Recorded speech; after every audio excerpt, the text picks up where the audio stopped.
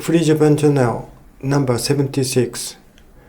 Today, May 10th, Saturday, 2025. The time is 8 p.m., so Saturday night. Good evening, everybody. How are you doing? The night sky of Yokohama is very clear tonight, but a bit windy here. Today's FGC topic is Putin and Xi got nearer. This is the topic of tonight. May 9th, that is yesterday, was a victory day of Soviet Union against Nazi Germany. Soviet Red Army defeated German army on May 9th in 1945. This year, 2025, therefore, 80th anniversary of victory. Russian President Putin emphasized in his speech that Russia and China fought against fascism and militarism. Putin even employed the word militarist Japan. He said China defeated militarist Japan, and Russia, Soviet Union, also got over fascist Germany.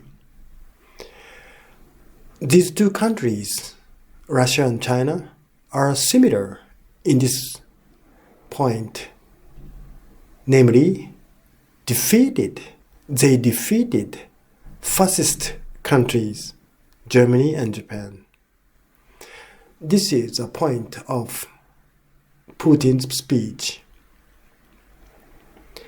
Now, Russia has been sanctioned economically by Western countries, including the United States, Japan, and Western countries. It has been 3 years that this economic sanction has been carried out.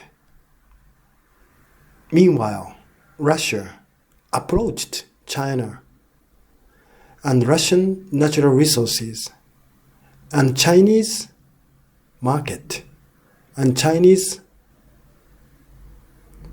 technology were the exchange products between these two countries. China is notorious for its undemocratic approach for controlling people. Abuse, massacre, deportation, such cruel words are often heard from China. In fact, in Tibet, in Uyghur, in these areas of China, the cruel bullies and abuses are daily conducted by Chinese authority. This is known to all over the world. Therefore, the United States and Western countries have declared that they were anti-China, in that Chinese government bullied and abused, disregarded the minority in the country. Unfortunately, here in Japan, many lawmakers are already afflicted by Chinese agents. Very regrettable. Very, very regrettable, but unfortunately, many of Japanese lawmakers, so parliament members, are now already influenced and afflicted by Chinese agent in some way or other. And lawmakers can't declare anti-Chinese declaration like America or like European countries. Therefore, Japanese government couldn't keep pace with the anti-China declaration of America and European countries. Apart from Japan,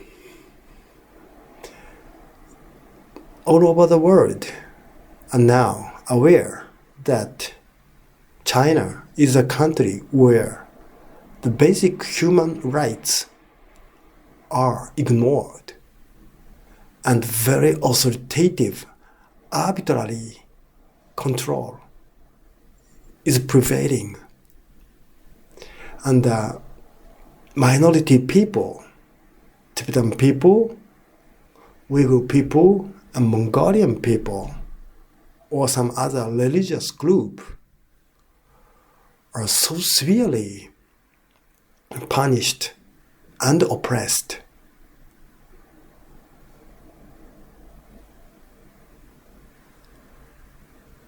USA elected Donald Trump as president last year in 2024. And the foreign policy of Trump is China containment policy. It is very clear from Trump's speech, from Trump's action after his inauguration. However, if China allies with Russia, so these two countries are hated, so to speak, hated by liberal democratic countries. So they have no choice but to get nearer with each other, Russia and China.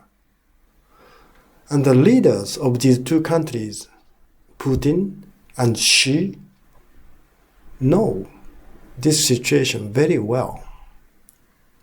Therefore, Chinese leader Xi Jinping visited Moscow, and his stay was 4 days or 5 days. So it is exceptional for the top of China stay such long time in foreign countries. China is not liberal, democratic country. There is no political election at all there, which means the political system is a kind of dictatorship. Xi Jinping is a kind of dictator. As you know, dictator doesn't stay long in foreign countries because they know very well the danger surrounding the foreign visit. However, exceptionally, really exceptionally, Xi Jinping stays so long in Moscow because he knows very well how important this victory anniversary parade for Russia is.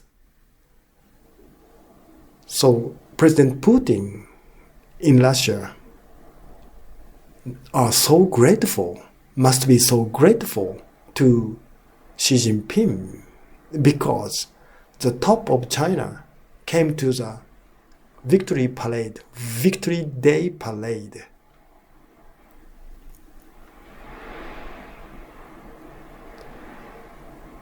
The leader of North Korea, Kim Jong-un, couldn't attend the ceremony. However, he also sent the celebration message to Putin. Russia is not alone. President Putin is not alone. Russia has its own allies, China, North Korea, and Brazilian President Lula also visited the ceremony for Victory Day this year.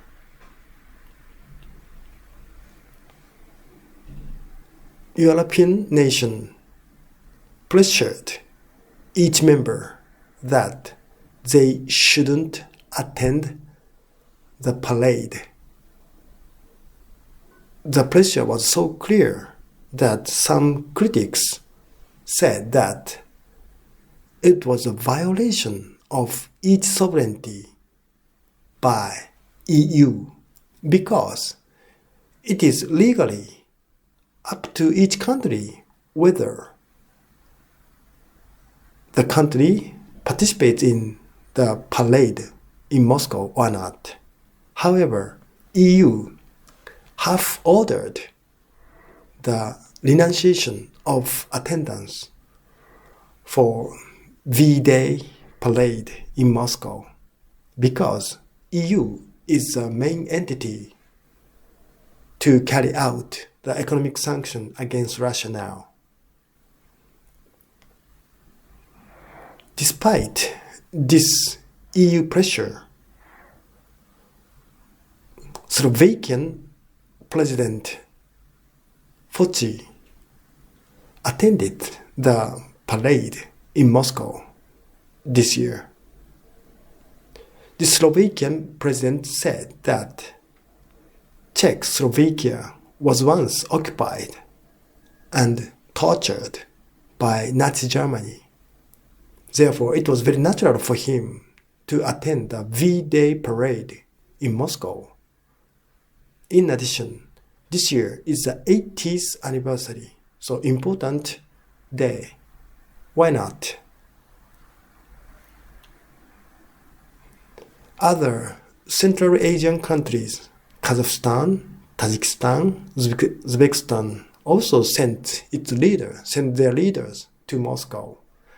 Therefore, this year, 2025, President Putin could celebrate the anniversary on a bigger scale than previous years, before the last year. Putin and Xi got nearer.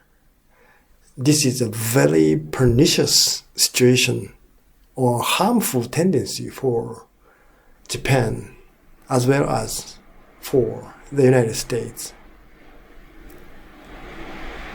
China should be the main target for Japan and the United States to contain. However, when Russia becomes the ally of China, we cannot contain China at all because China has such a great, helpful friend near it. It is very detrimental diplomacy, in my opinion, that US and Japan let these two countries, Russia and China, get nearer to each other. In other words, it was Japan and the United States and even European countries that allowed Russia and China to approach each other.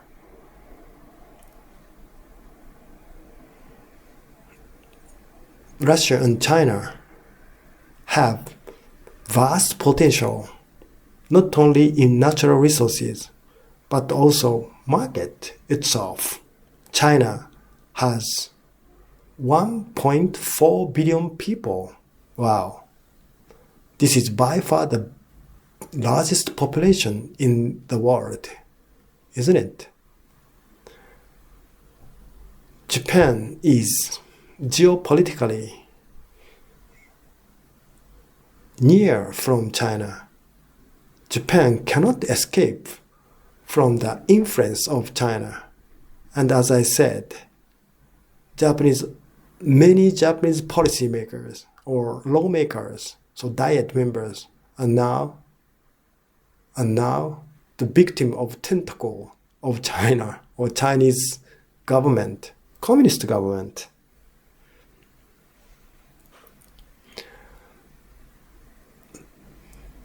I cannot help thinking that Japan should be more alert. Japan should be more careful about the future course of Chinese government, Chinese politics.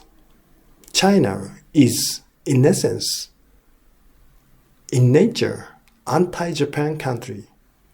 Its education is contaminated by anti-Japan propaganda. We can see it from their textbooks, from their material, teaching materials, and in TV in China. There are so many fictitious movies and dramas where Japanese soldiers or Japanese people were so brutal against Chinese people.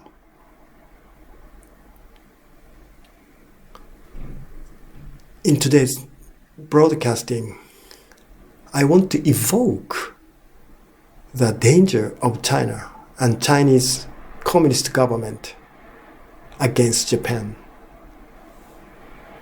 Thank you.